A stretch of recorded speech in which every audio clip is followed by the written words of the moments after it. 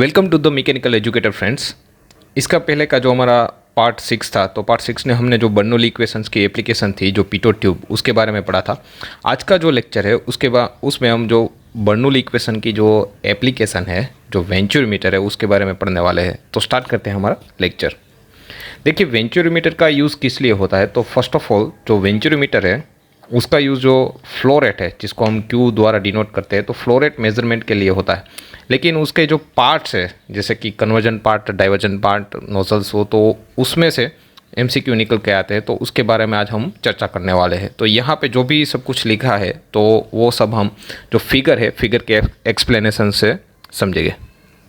तो ये जो पार्ट है फर्स्ट वन, उसको हम बोले कि कन्वर्जिंग कोन। ये जो पार्ट रहता है, तो उसका जो भी एंगल है, जैसे कि हम उसको अगर मैं थीटा सी से डिनोट करूँ, तो उसका जो एंगल रहेगा कितना रहेगा, 20 डिग्री रहेगा।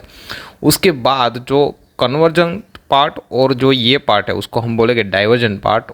जो उसको अगर मैं थीटा डी से डिनोट करूँ, तो उसका जो एंगल रहेगा वो 7 डिग्री रहेगा।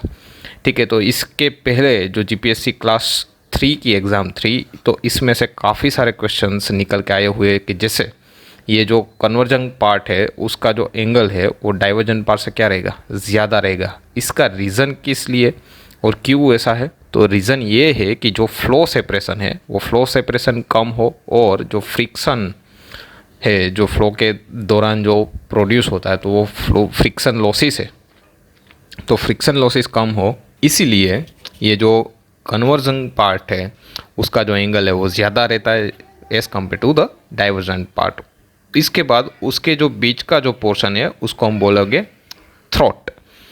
उसके साथ साथ जो भी कन्वर्जन पार्ट है उसकी लेंथ अगर मैं जो एल सी से डिनोट करूँ, और जो डाइवर्जिंग कोन है उसकी अगर लेंथ हम एल डी से डिनोट करें, तो जो डाइवर्जिंग कोन है उसकी लेंथ क्या होगी, ज़्यादा होगी। So L D is greater than the L C, just because of ये जो भी ये फैक्टर्स है, ये किस लिए दिए जाते हैं, ताकि जो फ्लो सेपरेशन है वो कम हो सके और जो भी फ्रिक्शन लॉसेस है वो कम हो सके, इसलिए। ठीक है।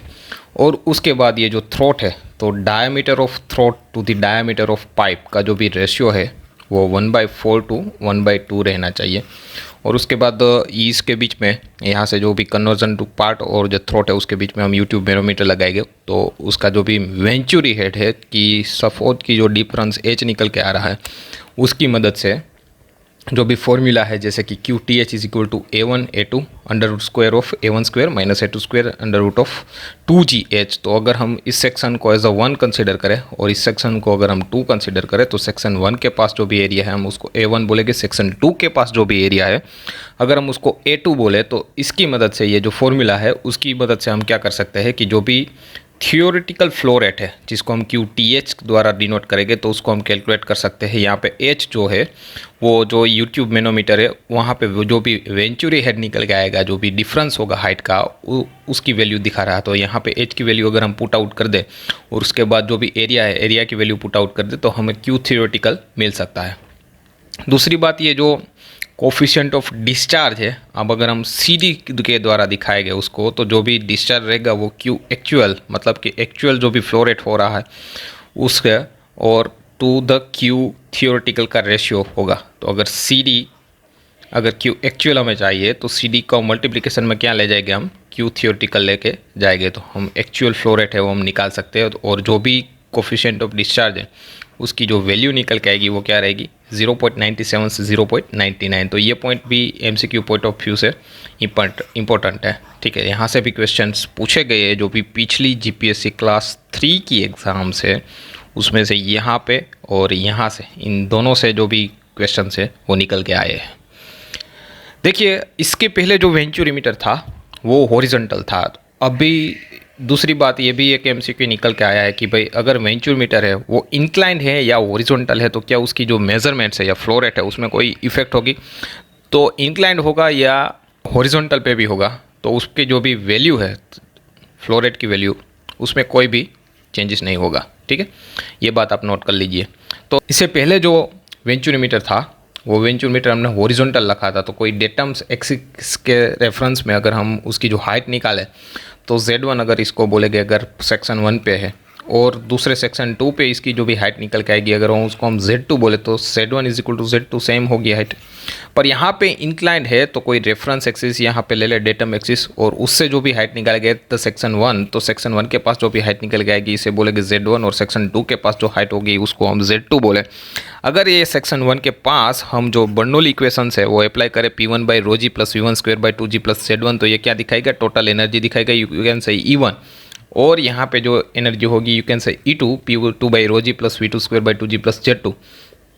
अगर हम इसको प्रेशर फॉर्म में लिखें तो जो भी हेड है वो हेड ऐसे इस तरह से कुछ लिखा जाएगा, और उसका जो भी डिफरेंस है वो डिफरेंस को हम H द्वारा डिनोट कर सकते हैं। ये कहाँ से आया, तो वेरी फर्स्ट लेक्चर में हमने बेसिक सीखा था कि P is equal to rho g h. अगर हम H को यहाँ पे रखें तो हम लिख सकते हैं कि P बाई रो जी। तो बस यही जो बेसिक फॉर्मूला है उसी का ही हमने हेल्प लिया है। तो ये जो भी H की वैल्यू है, तो H की वैल्यू अगर हम इस इक्वेशन में इसकी जगह पे पुट कर सकते हैं तो क्या निकल के आएगा, H is equal to V2 square by 2G minus V1 square by 2G।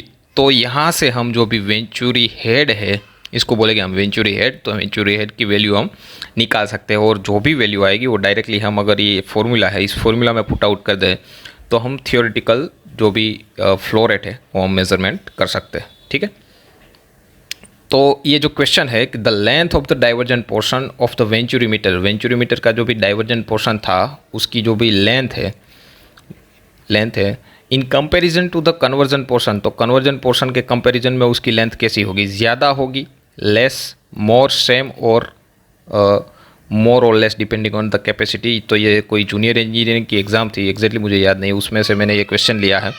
तो ये क्वेश्चन का जो भी आंसर आएगा, तो इससे पहले हमने देखा था कि जो भी डाइवर्जेंट पोर्शन की लेंथ है वो क्या होगी, मोर होगी as compare to convergent portion. यहाँ पे मैंने डाइवर्जेंट लिख दिया, ये आएगा LC और यू कैन से LD। सो फर्स्ट कन्वर्जन के कंपेयर में जो डाइवर्जेंट है उसकी लेंथ हम क्या रखेंगे, ज़्यादा रखेंगे। इसलिए क्यों रखेंगे, क्योंकि जो भी फ्लो हो रहा है तो उसके द्वारा जो फ्रिक्शन लॉसेस है वो फ्रिक्शन लॉसेस को हम कम कर सके, इसलिए जो भी लेंथ रखेंगे वो क्या लगेगा, ज़्यादा रखेंगे।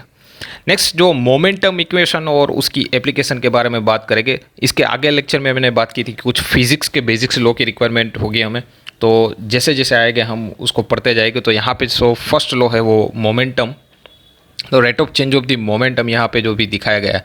अगर कंसीडर कीजिए कि कोई ये मास m जितनी बॉडी है और उस पर हम F जितना फोर्स लगाए और उसका एक्सीलरेशन a जितना हो रहा है, तो उसको हम डिनोट कर सकते हैं, टोटल जो फोर्स है वो m इंटू a द्वारा दिखाएंगे। तो मास कांस्टेंट ही रहेगा, पर a है वो क्या होगा, हम लिख सकते हैं dv by dt, where v is the velocity. तो ये क्या दिखाएगा, rate of the change of velocity. और हमें पता है कि जो भी मोमेंटम है वो मोमेंटम क्या हो सकता है, तो अगर मास के मल्टीप्लिकेशन में हम वेलोसिटी को ला दें तो उसको क्या बोलेंगे, हम मोमेंटम बोल सकते हैं। सो मास टाइम वेलोसिटी अल्टीमेटली इसको बोला जाएगा। तो जो भी मोमेंटम का चेंजेस हो रहा है वो हमें नेट फोर्स निकाल के दे सकता है। अगर आप कोई कंट्रोल वॉल्यूम कंसीडर कर ले तो यहाँ पे जितना भी मास इन हो रहा है उसकी वजह से जो भी मोमेंटम चेंजेस होगा, अगर हमको मोमेंटम इन बोल दे, और जो भी आउट हो रहा है उसकी वजह से जो भी वेलोसिटी में चेंज होगा, मोमेंटम आउट बोल दे, तो इसका जो भी नेट डिफरेंस होगा वो हमें क्या देखा, जो भी फोर्स है वो फोर्स की वैल्यू निकाल के देगा, जो उसको मोमेंटम फ्लक्स बोलेंगे। और ये जो भी प्रिंसिपल है वो is based on the conservation of the linear momentum. इसी का यूज़ करके हम काफ़ी सारी जो थियरीज है अभी आगे आएगी, जैसे jet of impact of the jet, उसका हम पढ़ने वाले हैं।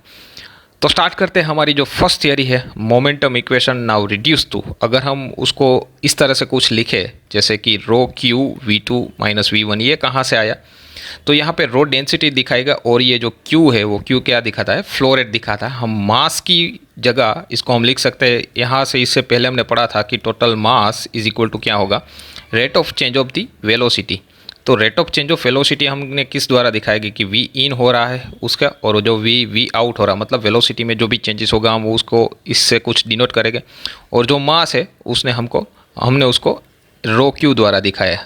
ये किस तरह से लिख सकते हैं, हम पता है Q is equal to area into velocity. अगर एरिया हमें निकाले तो किस में होगा, मीटर स्क्वायर, और वेलोसिटी कितने होगी, मीटर पर सेकंड में। तो इसको हम मल्टीप्लाई करें क्या होगा, मीटर क्यूब पर सेकंड, और डेंसिटी कितने होगी, केजी पर मीटर क्यूब। तो अगर इन दोनों को मल्टीप्लिकेशन करें KG per metre cube into metre cube per second, तो यहाँ मीटर क्यूब निकल जाएगा और क्या बचेगा, kg पर सेकंड। तो ये अल्टीमेटली क्या दिखा रहा है, मास फ्लो रेट दिखा रहा है, ठीक है, जिसको हम एम डॉट द्वारा डिनोट कर सकते हैं। आई होप कि आपको ये क्लियर हो गया होगा। अगर ये जो भी नोज़ल है, आप देखिए यहाँ पे जो नोज़ल रखी गई है उसका जो भी ये पार्ट है, तो यहाँ पे जो एरिया है वो एरिया क्या होगा, कम होगा। जैसे ही एरिया डिक्रीज होगा तो जो भी वेलोसिटी है तो वेलोसिटी क्या होगी, इंक्रीज होगी, और जो प्रेशर है वो प्रेशर क्या होगा, डिक्रीज होगा। तो ये भी जो वेलोसिटी का जो चेंजेस है उसकी वजह से हम क्या कर सकते हैं कि जो भी मोमेंटम है वो मोमेंटम को कंजर्व करके हम जो भी फोर्स है वो फोर्स की वैल्यू क्या कर सकते हैं, निकाल सकते हैं। तो जैसे आप देख सकते हैं कि ये यहाँ से जो लिक्विड है, तो ये जो दिखा दो ये लिक्विड का जेट है, तो जेट को किसी पे इम्पेक्ट करवाएंगे और जो इम्पेक्ट फोर्स है उसकी वजह से क्या हम प्रोड्यूस कर सकते हैं, पावर प्रोड्यूस कर सकते हैं, ठीक है।